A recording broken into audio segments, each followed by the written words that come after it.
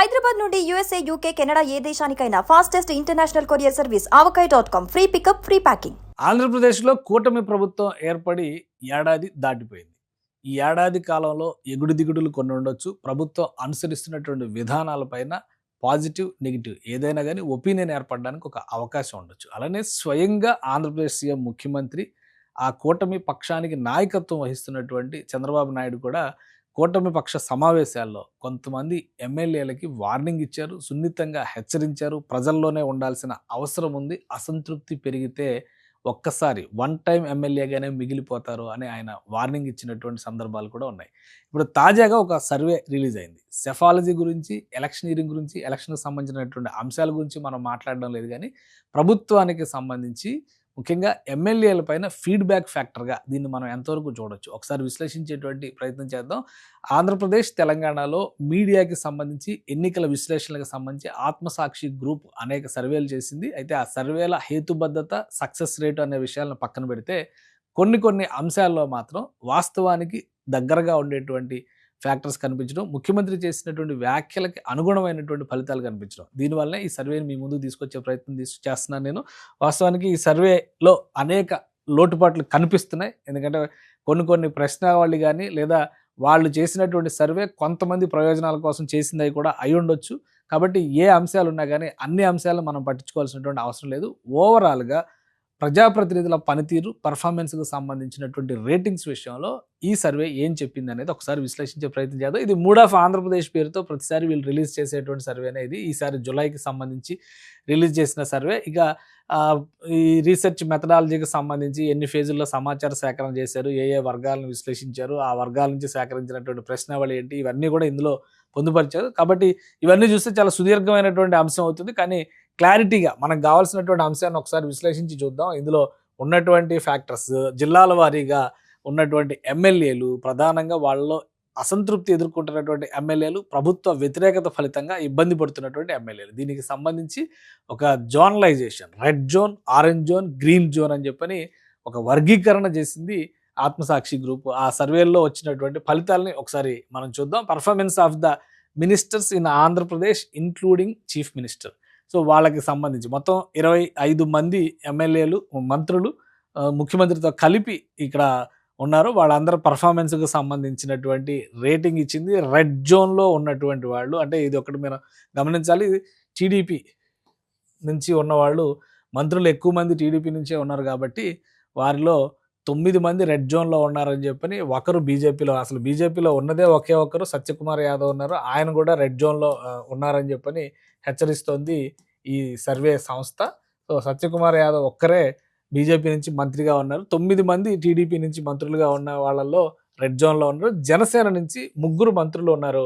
పవన్ కళ్యాణ్ ఉప ముఖ్యమంత్రిగా ఉన్నారు. అలానే కందుల దుర్గేష్, నాదెండ్ల మనోహర్ కూడా మంత్రులుగా ఉన్నారు. వీళ్ళ 3 కూడా ఎవరు రెడ్ జోన్లో లేరు అని ఈ సర్వే చెబుతోంది. అంటే పవన్ కళ్యాణ్ పర్ఫార్మెన్స్ మీద పదే వైసీపీ నాయకులు రకరకాల విమర్శలు చేస్తున్నటువంటి సందర్భాలు, ట్రోలింగ్స్ చేస్తున్నటువంటి పరిస్థితులు మనం గమనిస్తూనే ఉన్నాం. కానీ పవన్ కళ్యాణ్ కూడా రెడ్ జోన్లో లేరు. ఆయన పనితీరు పట్ల ప్రజలు సంతృప్తిగా ఉన్నారని చెప్పడానికి ఈ సర్వేను ఒక ప్రాతిపదికగా మనం తీసుకొని చూడొచ్చు. ఇక ఆరెంజ్ జోన్లో చూస్తే కనుక, ఆరెంజ్ జోన్ అంటే ఏంటంటే పర్ఫార్మెన్స్ విషయంలో అప్రమత్తత పాటించాలి, కొంత జాగ్రత్త వహిస్తే కానీ ఇంప్రూవ్మెంట్ చేసుకుంటే గ్రీన్ జోన్లోకి వచ్చే అవకాశం ఉన్నటువంటి వాళ్ళు. రెడ్ జోన్లో ఉన్న వాళ్ళు కూడా ఆ ప్రయత్నం చేయొచ్చు, ఎందుకంటే టైం ఉంది కాబట్టి. బట్ ఏంటంటే ఆల్రెడీ వాళ్ళపైన బాగా నెగిటివిటీ వచ్చింది అనేటువంటి అభిప్రాయంతో రెడ్ జోన్లో పెట్టి ఉండొచ్చు. ఆరెంజ్ జోన్లో 2 టీడీపీ మంత్రులు కనిపిస్తున్నారు. ఇక జనసేన మంత్రి ఒకరు ఆరెంజ్ జోన్లో కనిపిస్తున్నారు. వాళ్ళు ఎవరు అనేది స్పెసిఫికేషన్స్ ఇవ్వలేదు. బట్ ఏంటంటే పెర్ఫార్మెన్స్ అనాలిసిస్లో భాగంగా ఈ విశ్లేషణ చేశారనుకోండి. ఇక గ్రీన్ జోన్లో ఇక్కడ 11 మంది కనిపిస్తున్నారు టీడీపీ మంత్రులు, బహుశా ఇంక్లూడింగ్ సీఎం అనుకుందాము. అలానే జనసేన పార్టీ నుంచి ఒకరు గ్రీన్ జోన్లో కనిపిస్తున్నారు. ఒకరు సేఫెస్ట్ పర్సన్ అనమాట జనసేన నుంచి. ఇక బీజేపీకి ఒకరే మంత్రి అన్నాం కాబట్టి ఈ 2 కూడా జీరోలే ఉంటాయి. అయితే ఇక్కడ ఒక చిన్న లాజిక్ ఏంటంటే, మొత్తం ఆంధ్రప్రదేశ్ క్యాబినెట్లో ఉన్నది ఇంక్లూడింగ్ చంద్రబాబు నాయుడు 25 మంది మంత్రులు ఉన్నారు.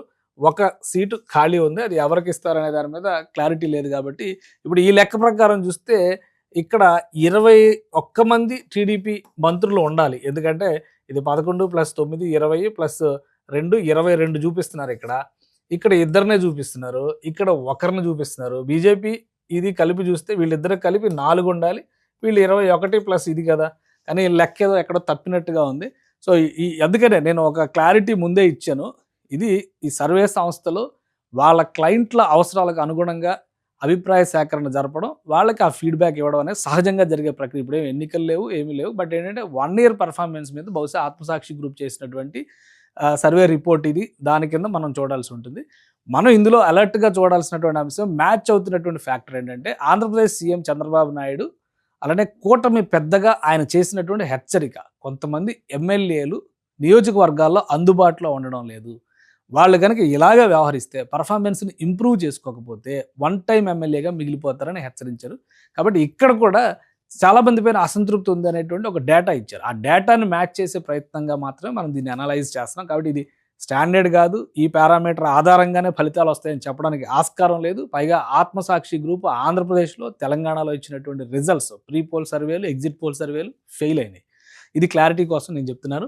సో ఇక్కడ ఈ విషయాలు మనం పక్కన పెట్టేసి చూస్తే కనుక ఓవరాల్గా శాసనసభ సభ్యులకి సంబంధించినటువంటి డేటా విషయంలో ఎలాంటి ఇవి ఇచ్చారో అవి కూడా మనం చూద్దాము. సో ఇది ఈ మినిస్టర్స్కి సంబంధించి ఒక ఫైనల్ ఫిగర్స్ ఇక్కడ ఇచ్చారు. నంబర్ ఆఫ్ మినిస్టర్స్ మనం చెప్పింది 25 మంది, వాళ్ళు ఇచ్చిన డేటా కూడా 25 మంది ఉన్నారు. యాంటీ ఇన్కంబెన్సీ, వ్యతిరేకత ఎదుర్కొంటున్న వాళ్ళు 10 మంది కనిపిస్తున్నారు అన్నారు.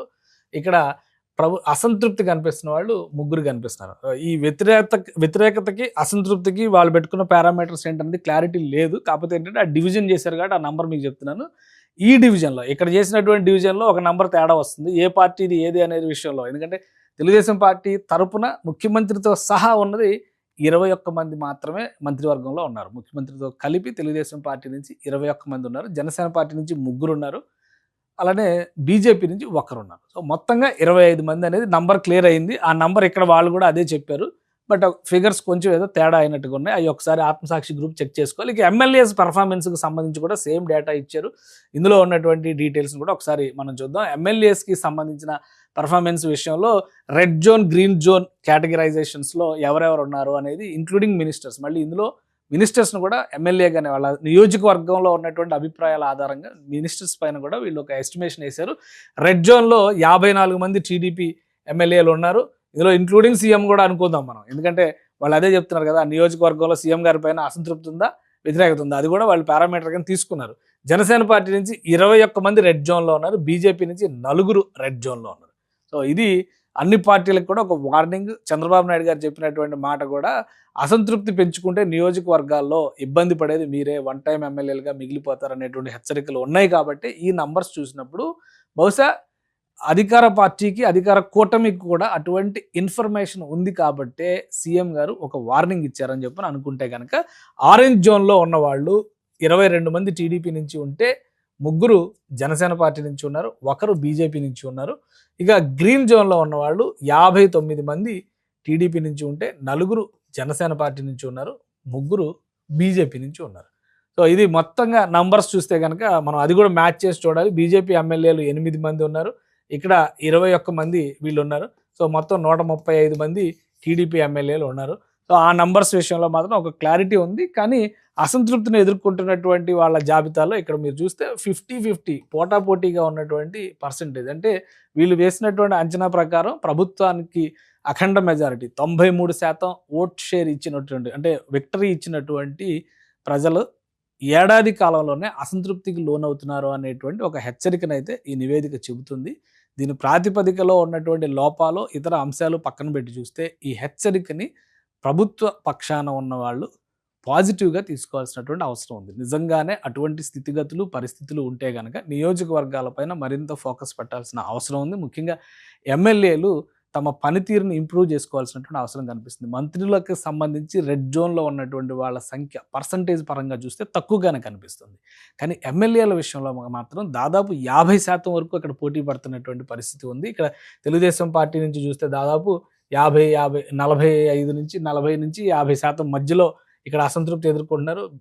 జనసేన పార్టీ నుంచి చూస్తే కనుక మోర్ దాన్ 60% ఇక్కడ వ్యతిరేకత ఎదుర్కొంటున్నారని చెప్పి ఇక్కడ ఒక 50% రెడ్ జోన్లోకి వచ్చేసారని చెప్పని హెచ్చరికలు చేస్తున్నారు. కాబట్టి ఏడాదిలో ఇంతటి వ్యతిరేకత ఉందా లేదా సమీక్షించుకోవాల్సినటువంటి అవసరం ఉంది అధికార కూటమి నాయకత్వానికి.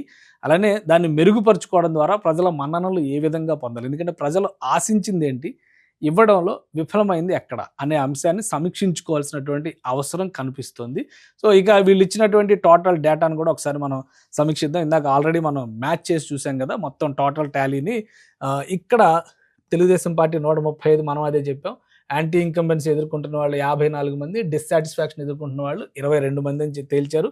జనసేన పార్టీ నుంచి 21 మంది మొత్తం గెలుపొందిన వాళ్ళు అయితే వాళ్ళ 14 మంది యాంటీ ఇన్కంబెన్సీ ఎదుర్కొంటున్నారు.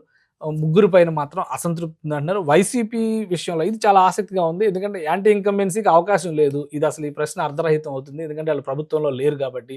అసంతృప్తి విషయంలో కూడా 0 అనేది కొంచెం ఆసక్తికరంగా ఉంది, ఎందుకంటే వైసీపీ నాయకుల పర్ఫార్మెన్స్ను కూడా ఒక ఎమ్మెల్యేగా బేరీజ్ వేసి చూసినప్పుడు అసంతృప్తి అనేది ఖచ్చితంగా ఉంటుంది, ఎంతో కొంత అసంతృప్తి ఉంటుంది. ఏ నాయకుడికి సంబంధించినటువంటి విషయంలో అసంతృప్తి ఉంది అనేది కూడా ఒక క్లారిటీ ఇవ్వాలి. కాకపోతే నంబర్ చిన్నది, 11 మందే కాబట్టి ఈ 11 మంది ఇక నియోజకవర్గాల్లోనే అందుబాటులో ఉంటున్నారా అని అనుకోవడానికి ఒక ఆస్కారం కూడా ఉండొచ్చు. ఇక బీజేపీ వైపు నుంచి చూస్తే కనుక 8 మంది గెలిచిన వాళ్ళలో 4 పైన యాంటీ ఇన్కంబెన్సీ ఉంది. ప్రజల నుంచి అసంతృప్తి ఎదుర్కొంటున్నటువంటి వాళ్ళు ఒకరు కనిపిస్తున్నారని చెప్పని చెప్తున్నారు. సో మొత్తంగా టోటల్ 175 నియోజకవర్గాల్లో 72 నియోజకవర్గాల పైన వ్యతిరేకత కనిపిస్తుంది. నియోజకవర్గాల్లో ఎమ్మెల్యేల పైన వ్యతిరేకత కనిపిస్తుంది, ఇక్కడ అసంతృప్తి కనిపిస్తుంది 26 మంది పైన. సో ఇది వీళ్ళు ఇచ్చినటువంటి టాలీ.